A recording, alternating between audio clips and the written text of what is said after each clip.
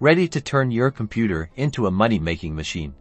Today, we're diving into the basics of Ethereum mining, perfect for complete beginners. First, let's talk hardware. Ethereum mining relies heavily on your graphics card, or GPU. A more powerful GPU means a higher chance of solving those complex calculations and earning it. You'll also need a motherboard, CPU, RAM, and a power supply unit that can handle the load. Do some research to ensure compatibility and sufficient power.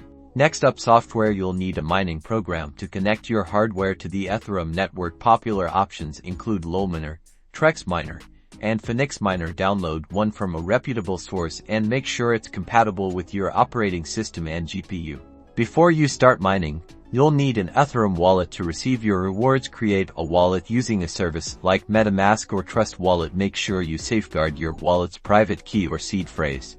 Now for the configuration, open your mining software and enter the pool address. Mining pools combine the computing power of many miners, increasing your chances of earning rewards. You'll also need to enter your Ethereum wallet address so the pool knows where to send your payouts. Finally, name your worker, which will help you track your mining performance on the pool's website. Once everything is configured, start the mining software. You should see your GPU working and the software displaying your hash rate, which is a measure of your mining performance. Keep an eye on your GPU temperature to avoid overheating. Remember, Ethereum mining can be profitable, but it also requires electricity and can put stress on your hardware. Keep learning, stay informed about the Ethereum network, and happy mining.